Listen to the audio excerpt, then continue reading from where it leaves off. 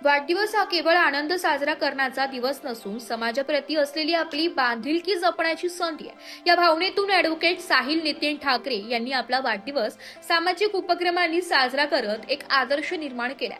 नवीन सिडको येथील दिलासा केअर सेंटरमध्ये अंथरुणाला खिळलेल्या व निराधार ज्येष्ठांच्या सानिध्यात केक कापून वाढदिवस साजरा करण्यात आला।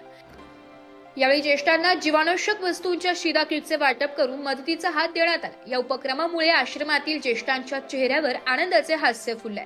कार्यक्रमादरम्यान दिलासा केअर सेंटरच्या वतीने ॲडव्होकेट साहिल ठाकरे यांचे औक्षण करून त्यांना पुढील सामाजिक, व्यावसायिक आणि वैयक्तिक वाटचालीस मनपूर्वक शुभेच्छा देण्यात आल्या।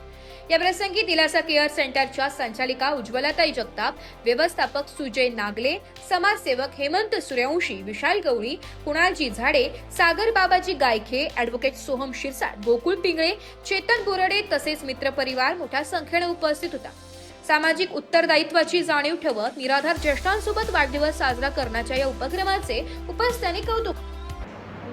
दरवर्षी वाढदिवसाच्या निमित्ताने काही ना काही उपक्रम करावा असं सगळ्यांनाच वाटतं। तर हा एक उपक्रम आम्ही दरवर्षी आमच्या वाढदिवसाला करत असतो। यात वृद्धांना त्यांच्या गरजा, आवश्यक वस्तूंची आपण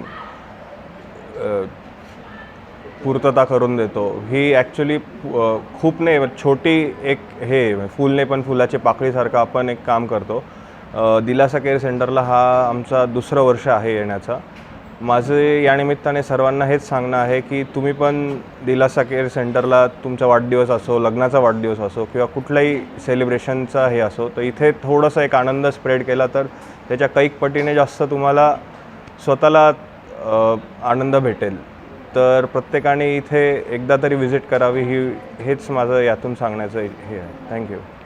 माझं नाव सुजय नागले आणि दिलासा केअर सेंटरमध्ये मी व्यवस्थापन आणि ॲडमिनिस्ट्रेशन सगळं बघतो।